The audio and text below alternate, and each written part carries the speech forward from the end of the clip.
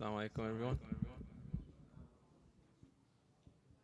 Inshallah, I'll get started in a minute.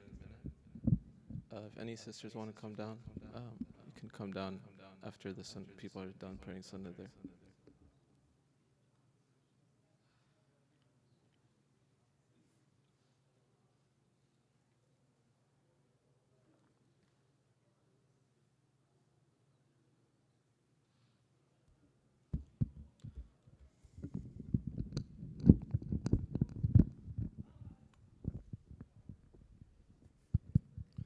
I know it's cold out there, so for whoever came and staying for the program, Jazakallah khairan, I appreciate your time. Um, Inshallah, today I'm hoping to inspire you and also show you a little bit about what I've been working on over the past year and a half since I moved from this beautiful community. So the topic that I decided for today's program is reclaiming our narrative, the power of telling Muslim stories. And so this topic is important to me because as someone who loves to tell stories about the Muslim community and talk to people and hear about what their story is, I've made it sort of my life's goal to do this kind of work. And I'm going to take you through a journey of how I got to where I am today, even though it's just been a few years. But when I reflect, I can see a clear progression to the work that I'm doing now. During that time, I didn't know what I was doing, but now I start to understand that this is a passion that Allah has created within me. First, to talk generally about the importance of telling Muslim stories. First, the most important thing is the Quran. In the Quran, we have so many stories that Allah tells us to inspire us, to captivate us. When we hear these stories, we get engrossed in the story. We want to know what happens next. And those are the type of stories that when it leaves you with a lesson, you remember that lesson. And you remember those characters. You remember the real stuff that happens. In the seerah as well, there's so many stories that we're told. And it's hard to remember facts, but it's easy to remember stories. When we tell stories, we remember exactly what happened. We take that story, we go and tell it to somebody else, and that person tells it to somebody else. And it's a human connection that we have when we tell someone a story. Another example is the Turkish show, Ertugrul, and the Omar series. How many people have been captivated by these stories that tell us about the strong Muslim empires that existed in the past? And in a time where we feel defeated, these stories elevated people and made them feel proud of their history, of their people, of their religion. Malcolm X is someone who his story really inspired me. And what's the best type of story? An underdog story. Malcolm X was somebody who, he was one of the lowest people in society. He was a robber, he was a criminal. He did the most worst things that you can imagine. And yet he elevated himself to such a level where we speak about him constantly. In different lectures, we think about him, his impact on the world, especially America. And finally, most recently, the story of Morocco in the World Cup. How many people were captivated by this story? It brought the whole ummah together. Them being also an underdog team that nobody thought would go that far. And we saw the story gained wrinkles as we saw how they dealt with their mothers, how they elevated their mothers. We saw how they talked about Islam and the importance of Islam in their lives. And that made us even love them even more. So these stories have the ability to captivate us, to make us feel united. And that's something that I want to accomplish with the stories that I tell. The first time I told a story was, let me tell you the story, mine. The first time I told a story was for the MacArthur newspaper. So I went to MacArthur High School. I wasn't very active among the students, kind of just stayed with the Muslim kids. But then we were told to choose an elective, and we had many options. Out of curiosity, I just found myself attracted to the newspaper. So I went to the newspaper, I joined the class. And what do you tell in the school newspaper? Stories about the basketball team won against that team. The art students created this mural or something like that. But for me, I wanted to tell stories about the Muslim community. And it didn't make sense because I'm telling it in a public school. But I found a way to convince the teacher that this story was important. These are some snapshots of real newspapers that we used to pass out in MacArthur High School. So one of them, Irving welcomes refugees. That was when, several years ago, we had a program here where we invited refugees from Burma, and we had food for them. We had people who were able to give them resources, and there was a lot of people here, I remember, and it was a very successful event. And I took that story and I pitched it to the teacher, and I said, you see, there's a lot of refugees coming, and I showed what's happening in the story. I explained what's happening in Burma. So the students were learning about the situation and how the Irving Muslims were welcoming them. Another one was the Irving Combat Islamophobia. Do you remember when the people came from that organization, Bear, and they brought their guns in front of the masjid? So I'm just sitting in class and I tell the teacher, you know, there was a situation that happened here, just down the road. Some people brought guns, but then I focused on the response. The response was the whole community supported us. People the next day came with flowers and signs saying how they support us. And so these are stories, that was my first experience telling Muslim stories. From there, created the Irving Muslim. You guys might remember when I used to pass these newspapers around. And the idea there was to tell positive stories, because if you remember, in this time period, we had been going through so much as a community. There were so many calamities that happened to us, and the whole community was feeling depressed. And so this is when I decided to tell positive stories, to try to tell people, let's focus on the good things. And one of my favorite things was the monthly spotlight. I would go to figures in the community and get their backstory. We see people every day, but we don't know where they came from, what their childhood was like, what led to them being who they are today.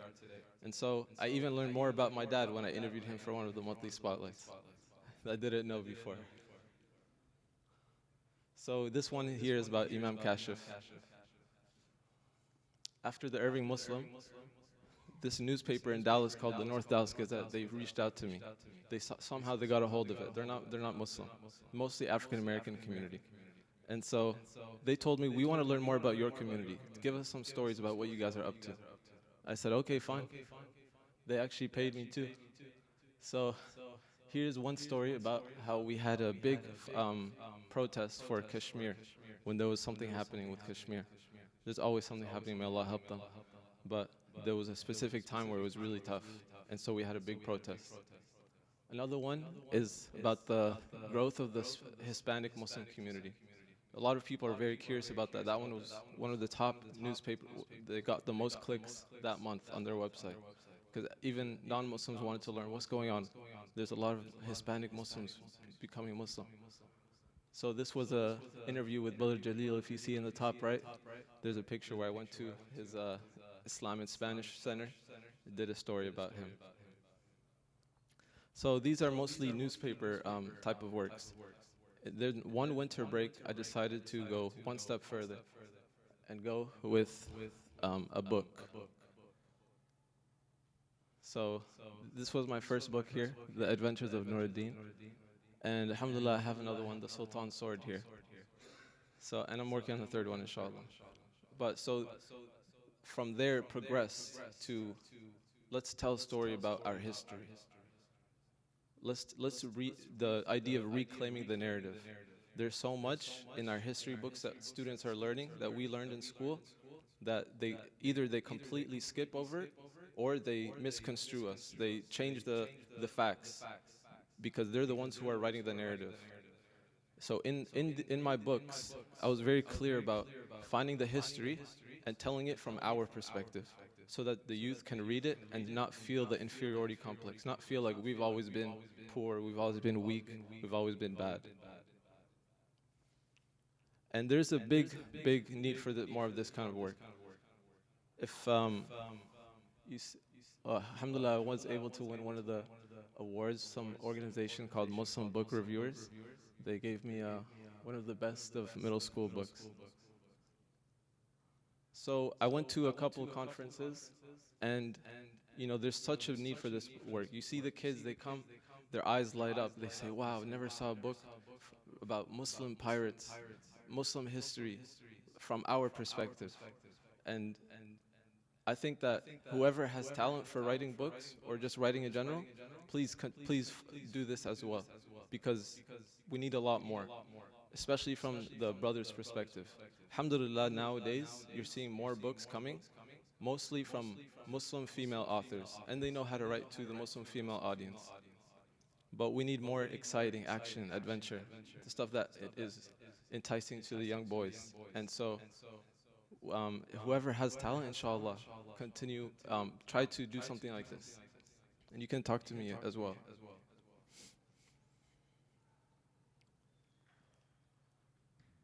So now moving on, the final storyline that I'm now doing over the past year is a series called Ummah in Focus. This is a documentary series. So I go around to different Muslim communities and I find the leaders of the community, the youth of the community, the halal food, the masajid, tell the story of what's going on here.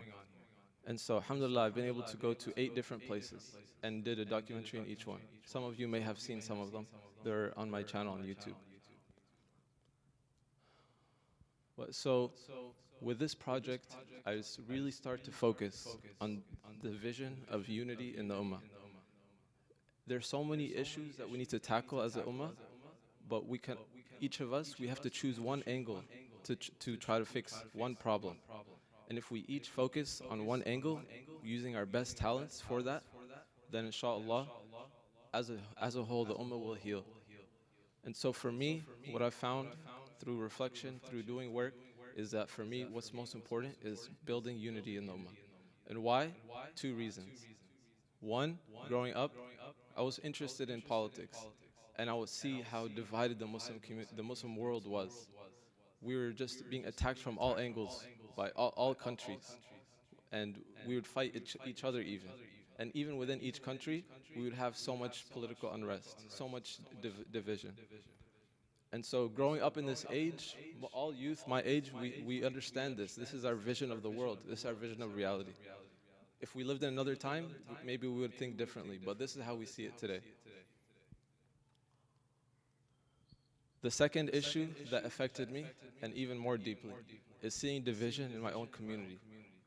When I was growing up, around 16, 17, 18, I started to see things, start to observe. And we all know the many problems we went through. And these things happened to me at a critical age where it impacted me heavily. Not only the big calamities that happened, but even the politics with the shura, people having different views of what should happen. These things impacted me. They made me see that what's happening here is only a microcosm of what's happening in the Muslim world. We're always fighting. We never have unity. And so, having these 2 problems in my head, I decided whatever work I want to do, it has to be trying to build unity. And so, the angle that I'm coming with is that I believe the more we learn about each other, the more we feel connected, and the more we want to work with each other. To test this, I decided to do my documentary series.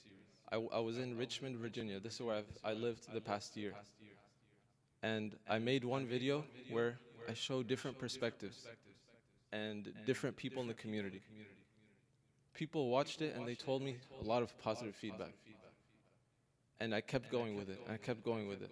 I went from Richmond to Northern Virginia. Then I went to Washington, D.C. Then I went to Philadelphia.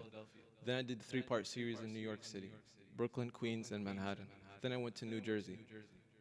Each of these places, I took a snapshot of that community. I'm not really in the video much. It's mostly about the people telling their own stories. And so, when you watch these videos, you realize that we're all very similar. We're all, no matter what color you are, what culture you're from, no matter what language you speak, we're all Muslims and we're all trying our best. We're praying to Allah, we're trying to do the best as we can on this earth, in this dunya, and we're all looking forward to the akhirah. And when you hear somebody telling you his story, you feel that connection with him. You feel that love in your heart for your brother or your sister. And so when we're having these arguments, we're not really listening to each other. We don't look at each other and try to understand that person. We just think about what we want in this situation. So I'm trying to come here, and when you're not on your guard, when you're not arguing or in the middle of an argument, just put someone in front of you, he's telling you his story. Or you're watching this video about Philadelphia's Muslim community, and you're trying to understand, you're watching, you're seeing what's going on there, who the people are, what they're trying to accomplish. And so, with this vision, I'm trying to go further, inshallah, with this project. I want to go and tell the stories of Muslim communities all over the world. I know it's not going to be easy, but this is something that I feel a very strong passion for, and something that I want to continue going with, inshallah. So far, you can see this is just a screenshot from the channel. Alhamdulillah, we have 500 subscribers, over 21,000 views, and you can see a lot of positive comments as well.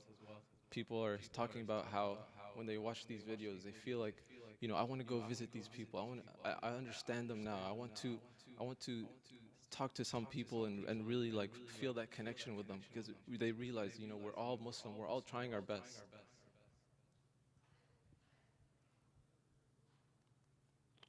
Okay. This is some videos that is gonna. It's in the video. This is just some clips I wanted to show you.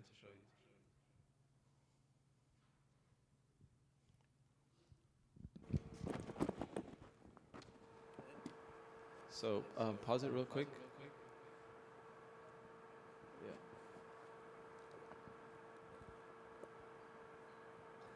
Yeah. Okay. Pause it real quick. So this is a clip from the Richmond, Virginia episode, and one of the speakers who lives there, um, his name is Brother Jihad Abdul Mumit. He was a former Black Panther before he became Muslim. If you don't know the Black Panthers, they were people who, it was a movement, people, African Americans, who said, we're going to create our own country within America, because we believe we were not brought here, we were brought here against our will. This is what they said. So therefore, we don't want to live under this country. We want to make our own country. We're not going to leave all the way across the ocean, go to Africa. We're just going to create a country here by ourselves. They were a militant group. They didn't want to just protest peacefully. They said, we're going to do it at all costs. This is the group that he was a part of. So go ahead and play the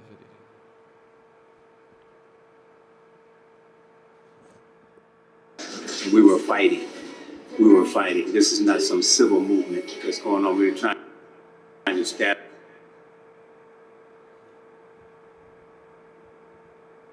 our own land.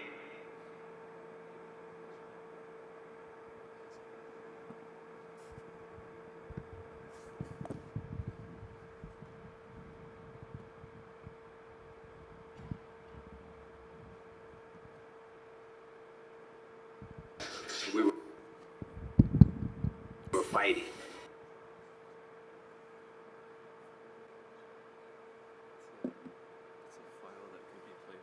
We were fighting. This is not some civil movement.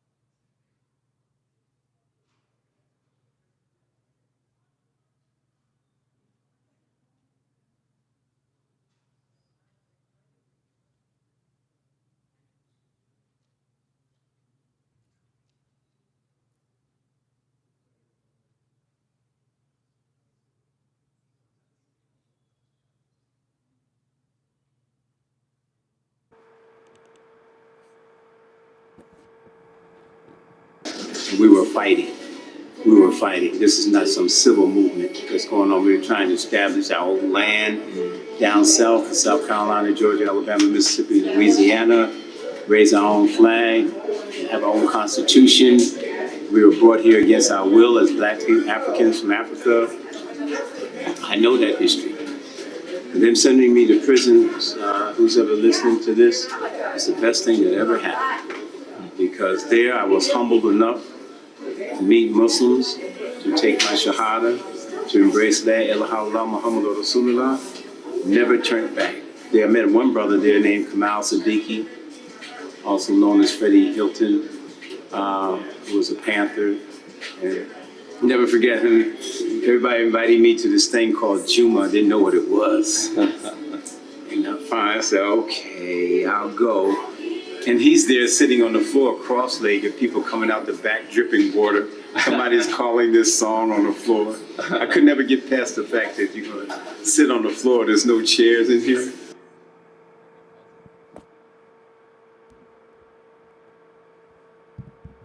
So he was a very interesting brother, and he spent 20 years in jail for his activities with the Black Panther. He still looks like a young brother, even though he's in his late 60s.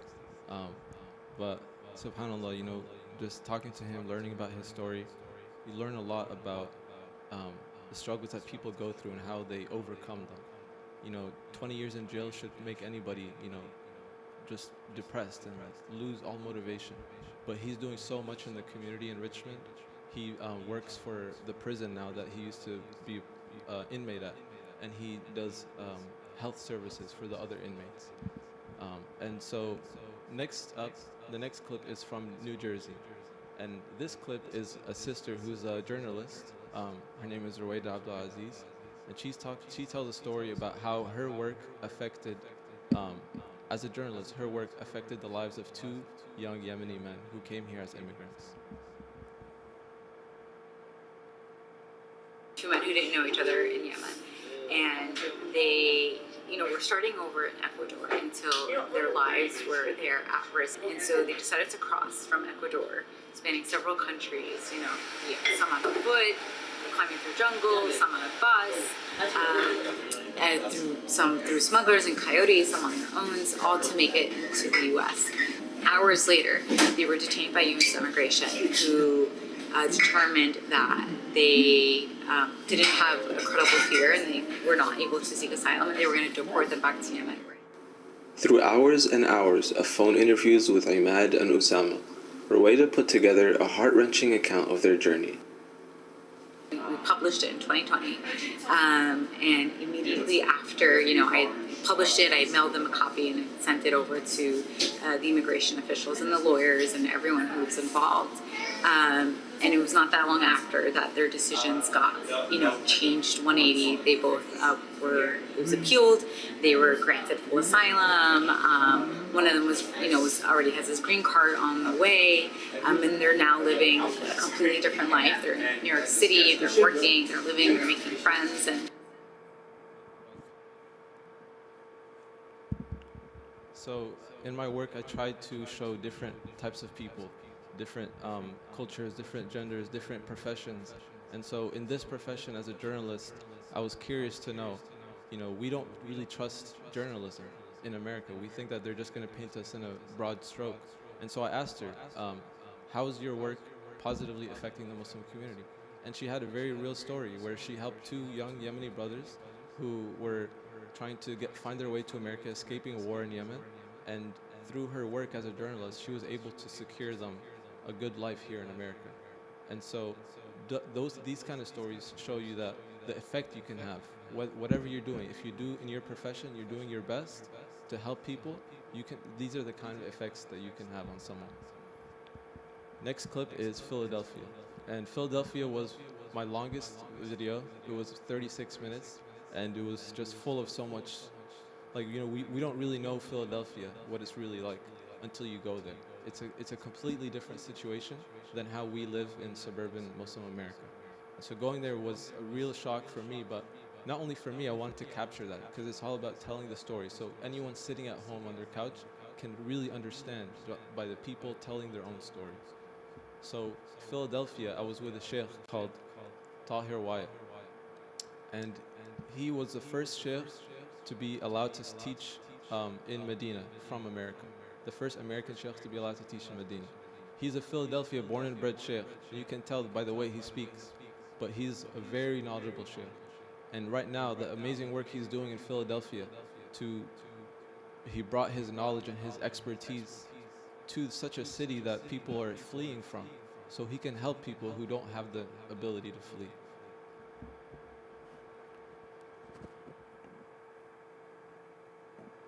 This is one of the most, 41st in Lancaster is one of the most dangerous corners in this police district. Because we do have some anti-violence initiatives, we kind of get like the stats on where stuff is actually going down. I see. What kind of violence is it? Oh, murders and attempted murders. Yeah. In this city, if you're a Muslim and you look like a Muslim and you don't look like you're playing games, right? Because as Dr. Mukhtar said, it is an extra layer of protection from random stupidity, right? And that's due to the efforts of the early Muslims, right? I give that credit squarely to those early Muslims, who many of them who were in gangs prior to coming to Islam. And then they came to Islam. They reformed their lives, right? And they adopted that moral code of Islam, and they took that back to the streets. So people did respect the Muslims. So here he talks about how the Muslims of Philadelphia are respected because they're people who left lives of committing sins and killing people, dealing drugs, all kinds of horrible things. People who left all that and became Muslim. And so the other people who knew them back in that first life, they say they respected them. They said, "Oh, I see you've changed your ways. You're trying to be a good person." They don't mess with the Muslims. So if you, as a Muslim, you go to Philadelphia and you have your beard and your kufi and your thobe, people will treat you with the same respect that the other people gave them. And so we all are able to benefit from that as Muslims, even though we didn't do anything. But those brothers over there, they did some good work for us.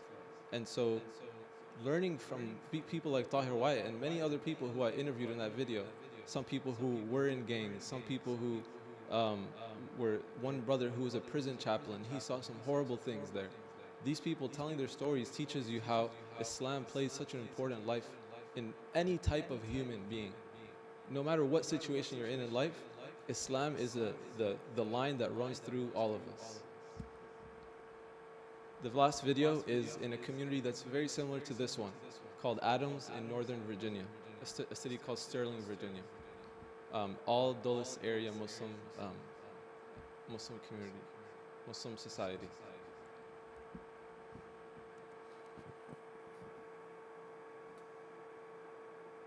For me, I've always tried to seek, conversation or just learning about, what goes on in the lives of people that we see all the time at the Masjid. Like elderly people, what their story is. And I think us as Muslims, sometimes we are so concentrated on our own lives. There's so many times where you feel like the Masjid can be that social space. And this cafe is an example of that. Unfortunately, many Muslims in early adulthood are distant from the masjid. Forward-thinking communities like the Adams Center in Northern Virginia are making spaces like these for this critical age group to stay connected, so that one day they'll be ready to take the reins from the elders and be the next leaders in their communities.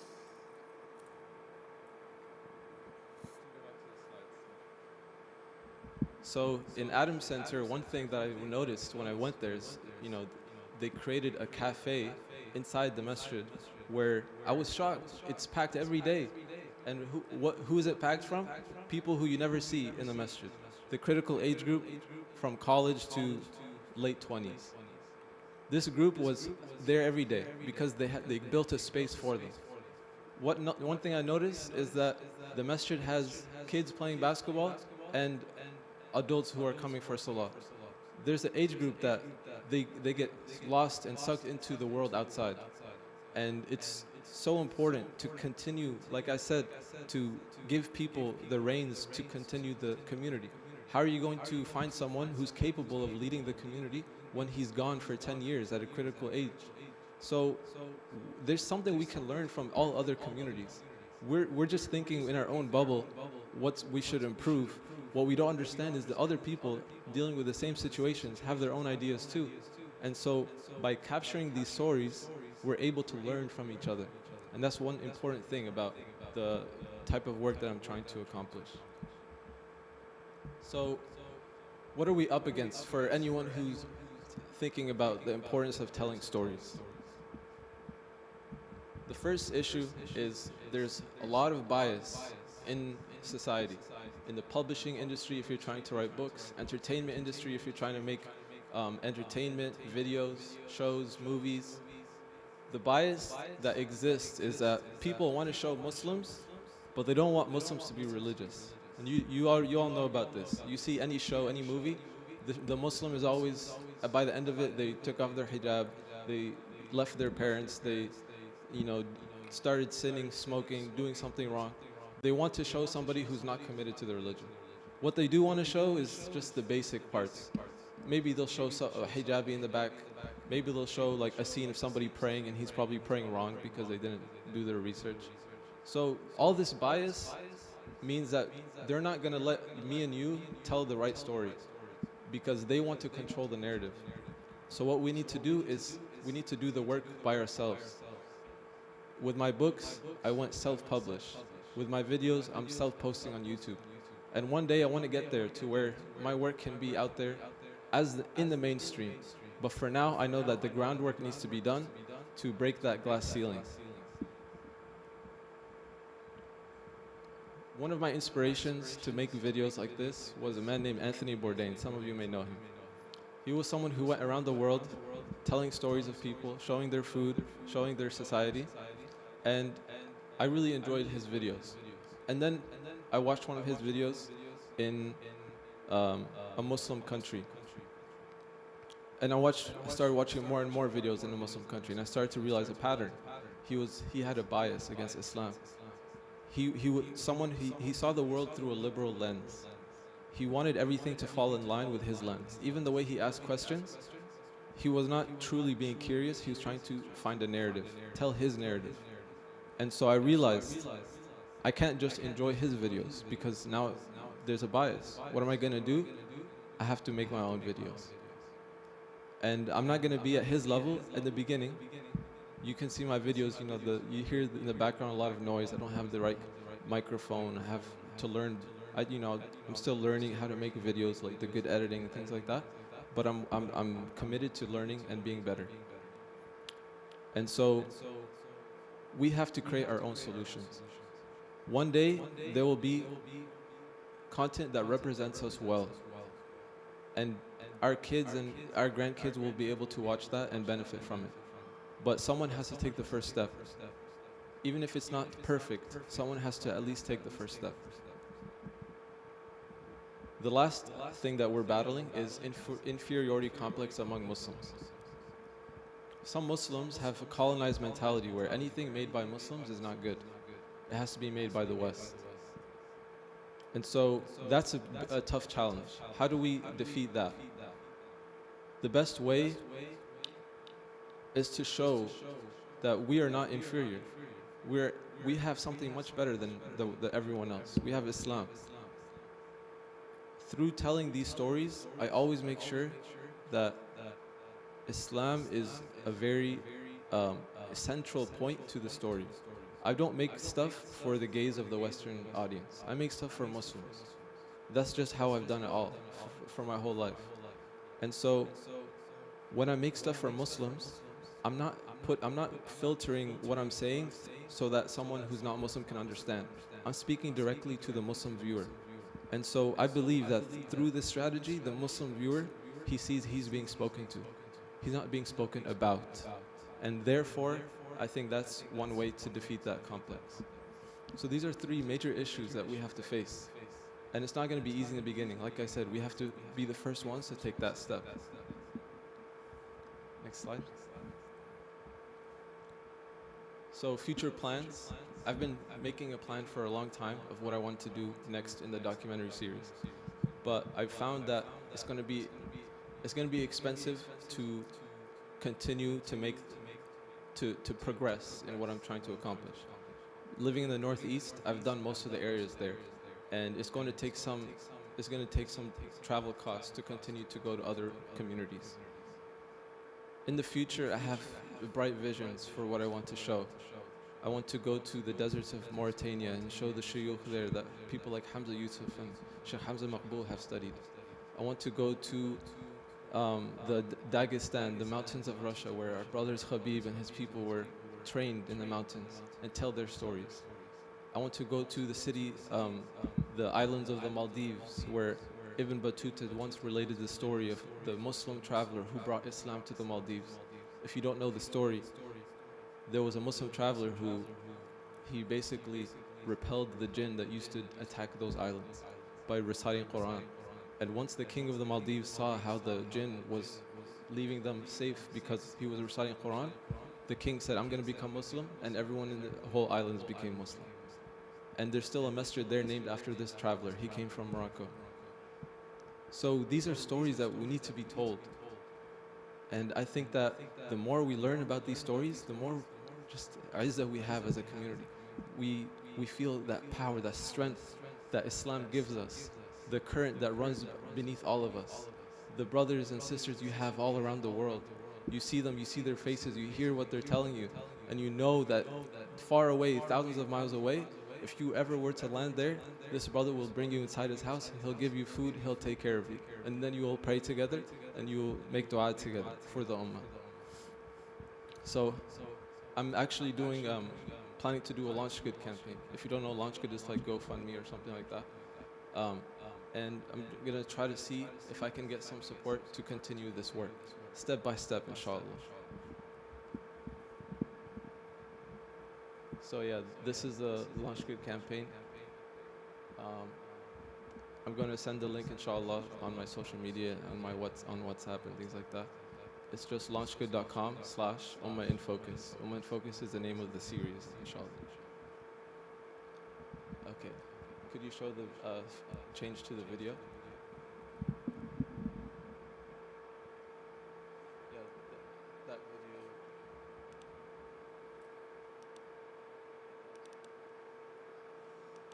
Assalamu alaikum wa rahmatullahi wa barakatuh. My name is Badees, and this is the official Launch Good campaign for my documentary series, Ummah in Focus. I started my series about a year ago with the dream of telling the stories of Muslim communities around the globe. Over the past year, I've had the blessing of visiting 8 different cities in America and exploring the vibrant Muslim communities in each one. After speaking with so many amazing, diverse Muslims, listening to their stories and learning from their experiences, I've realized that Islam is the most powerful uniting factor on earth for us as humans. Our culture may differ, our skin color may vary, and our language may sound different, but we are all united by La ilaha illallah Muhammadur Rasulullah. Today we're in the billions and there's Muslims in every country in the world, but somehow we're as disunited as ever and we still don't understand each other.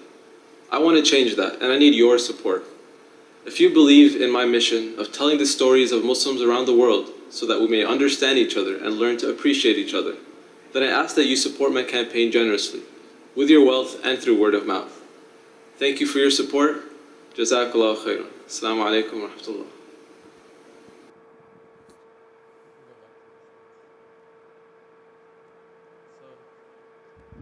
Inshallah, thank you for coming out tonight. If you have any questions, Shamik has the microphone and I'll be happy to discuss any.